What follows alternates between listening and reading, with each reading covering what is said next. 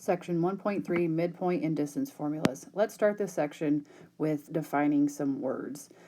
The first is the midpoint of a segment is the point that divides the segment into two congruent segments. Next we have a segment bisector is a point, ray, line segment, or plane that intersects the segment at its midpoint. So within this definition, we see our first word, midpoint. So basically, a segment bisector is any geometric figure that we've talked about so far that hits the segment directly in its midpoint, cutting it into two congruent segments. Another word you'll see a lot is the next one. A midpoint or a segment bisector bisects a segment. I always think of this word as in a dissection in science class. So in a dissection, you cut things in half. The prefix bi means two, like bicycle, two wheels. So if I'm cutting something in half and I have the prefix of bi, that means I'm cutting it into two pieces, and in this case, two congruent pieces. In the diagram, I've provided two circumstances. One where we have a midpoint that is cutting segment AB in half, and notice we have the two red tick marks that indicate that the segment is being bisected by the midpoint M.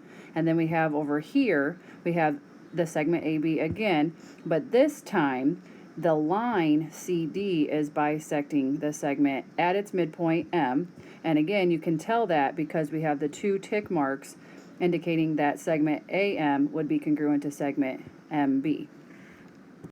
Let's look at our first example. The figure shows a gate with diagonal braces. Segment MO bisects segment NP at Q. So we automatically know when we see that word bisect that the two segments are being cut directly in half. Now, if the length of PQ is equal to 22.6 inches, the problem wants us to find the length of PN. Now remember, I knew to say the length of PN because there was no segment symbol on top of PN. And I also knew this meant the length of PQ because there was no segment symbol on top of PQ. Let's mark up our diagram a little bit with our given information. We were first told that segment MO bisects NP at Q. Therefore, Q must be our midpoint. So now that we know that they're being bisected, we know that they're getting cut into two congruent pieces. So let's mark that this MQ is congruent to this QO with the tick marks. And I would also know that PQ is congruent to QN. Notice that I used two tick marks there and only one on the first set of congruent segments, indicating that we're not sure if like MQ was also congruent to PQ. Now remember, we were also told that PQ is equal to 22.6 inches, and we are supposed to find the length of segment PN. So knowing that PQ equals 22.6, we also know that Q is the midpoint of segment PN. So if PQ is equal to 22.6 and Q is the midpoint of segment PN, so all we would have to do is double the length of segment PQ to find the length of segment PN. Therefore, PN equals 45.2 inches. Moving on to example 2. Identify the segment bisector of segment PQ, then find the length of PQ. First, I see that the segment is marked into two congruent segments. Therefore, point N would have to be the midpoint of segment PQ. So the segment bisector would then be that ray that is coming out of point M. So the segment bisector is ray MN. Then, knowing that the two segments are congruent, if PM is equal to 1 7/8, all I have to do is double it in order to find the total length of PQ. Therefore, PQ equals 3 3/4, which is 1 7/8 doubled. Example 2, part B has the same instructions. Identify the segment bisector of segment PQ and then find the length of PQ. So here again, I see with the red tick marks that segment PM and segment MQ are congruent. Therefore, M, again, is the midpoint of segment PQ. Therefore, anything cutting through M would be a segment bisector. So in this case, we are just going to call that segment bisector line L. It is very common to name a line with just a cursive lowercase letter, because especially in this case, I'm not given 2 points to name the line with.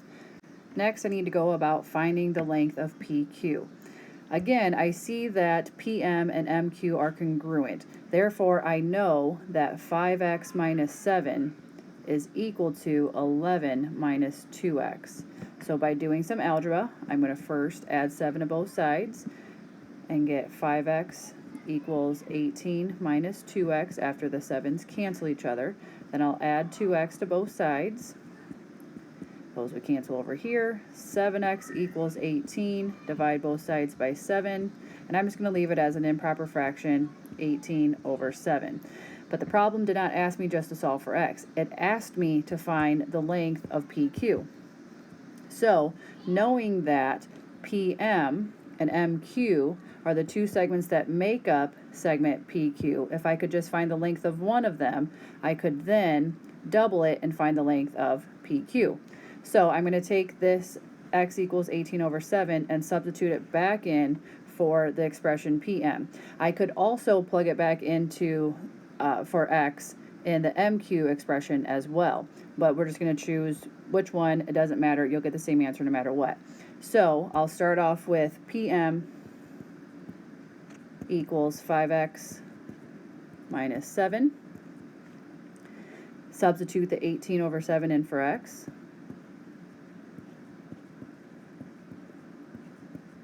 Knowing that there's an implied over 1 here, I'm going to multiply 5 times 18 and 1 over 7. 5 times 18 is 90 over 7 minus 7. I would then need to find a common denominator between the 7 of the 90 over 7 and the 1 that is technically under the minus 7.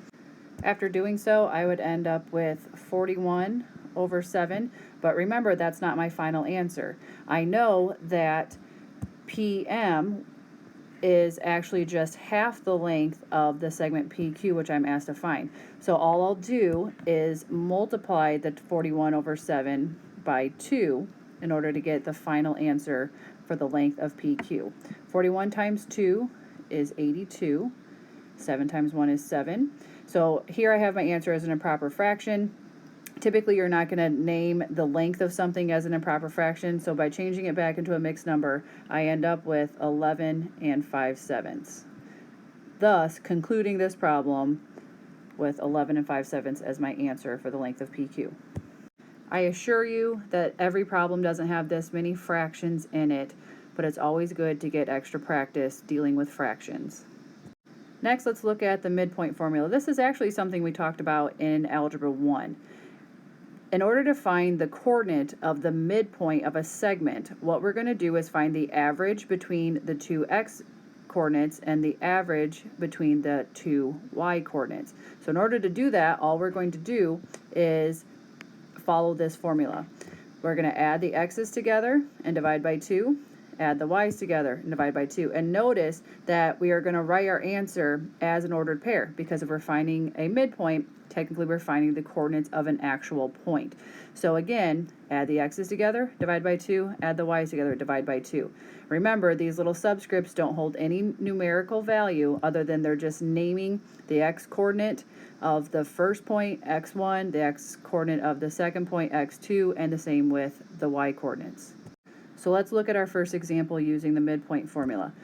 Example 3, part A. The endpoints of segment GH are G, 7, negative 2, and H, negative 5, negative 6. Find the coordinates of midpoint P. So here again, we're just going to add the x coordinates together, divide by 2, and add the y coordinates together and divide by 2. So here is P. I'm going to write it as an ordered pair. I'm going to take the x coordinates of my ordered pair, which were 7 and negative 5, divide by 2, comma, because again we're finding an ordered pair. Next, we will take the y coordinates, negative 2 and negative 6, and then divide by 2. Again, we're just finding the average between the 2 points. So So 7 plus negative 5 is 2, divided by 2. And then negative 2 plus negative 6 is negative 8, divided by 2. So just simplify that. And so we'll end up with the coordinates of P as 2 divided by 2 is 1, negative 8 divided by 2 is negative 4. And that would be our final answer. This next problem is a little tougher. Example 3, part B. This time we're given the midpoint of a segment as 2, 1. Then we're only given one of the endpoints and asked to find the other endpoint. Every problem will not have a diagram like I've given you here. I'm only providing this diagram as a means to explain how to set up the problem. So normally when we go to find a midpoint, we add the x's together and divide by 2, and then add the y's together and divide by 2. But in this case, we're missing some information.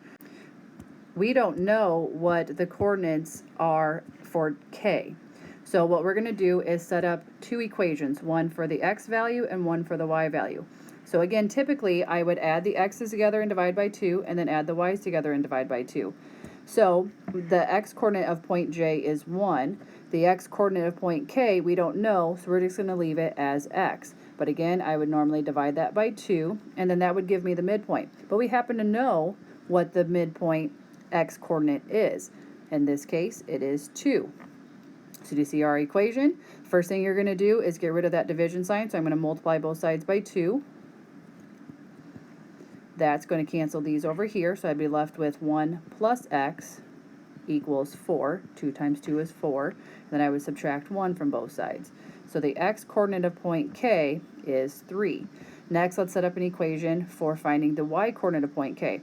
Again, I would typically add the two y coordinates together and divide by 2.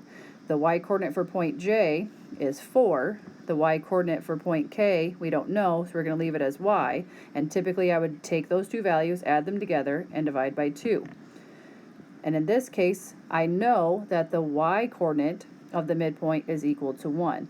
So just like when we found the x, we're going to multiply both sides by 2. We're going to get rid of that division first.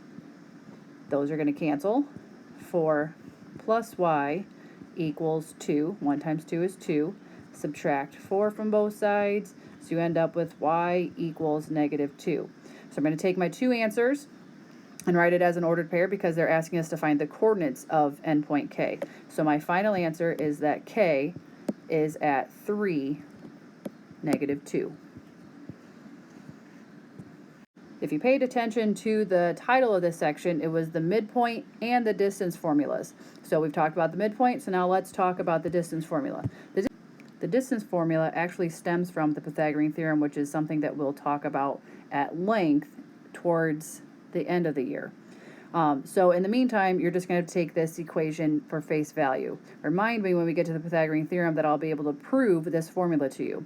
So the distance formula is, if I have 2 points, A and B, all I have to do to find the distance between those 2 points is I will first subtract the x coordinates and then square it, plus subtract the y coordinates and then square it, and then the last thing I'll do is take the square root. So again, this equation can be really intimidating, but just follow the order of operations and just remember, subtract the x's, square it, plus subtract the y's, square it, and then add those two values together and take the square root. Let's see an example. What is the approximate length of segment PQ with endpoints of P 2, 5, and Q, negative 4, 8. So again, the first thing I'm going to do is set up my formula. So the length of PQ, and I'm going to leave the segment symbol out of it because I'm talking about the length. I'm going to first just draw in my square root symbol. Remember, that's the last thing we're going to do though. So I'm going to first take the x coordinates, subtract them, so 2 minus negative 4. Don't forget the fact that it's still a minus sign even though the 4 was negative, and then I square it. So again, I'm just following the formula. Then I'm going to take the y coordinates, subtract them, so 5 minus 8, and then square it. And you might be asking yourself, does it matter which order I do it in? Could I have also done negative 4 minus 2 or 8 minus 5? And in this case, it does not matter because in the end, we're going to end up squaring it, which would get rid of the negative sign no matter what.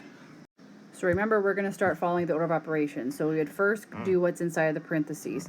So 2 minus -4 would be the same thing as plus +4. So we'd end up with 6 squared plus 5 minus 8, which is -3, and then we would square it. Next, we would take care of the exponent. So 6 squared is 36, plus -3 squared is 9. Next, we'll add, so 36 plus 9 is 45. This would be your exact answer. However, let's find an approximation. So we're going to use the approximation symbol. The square root of 45 rounded to the 10th spot is 6.7, which is our final answer. As always, be sure to jot down any questions you might have over this section. Especially pay attention to the midpoint and the distance formulas, as you will be expected to know them for any quiz or any test.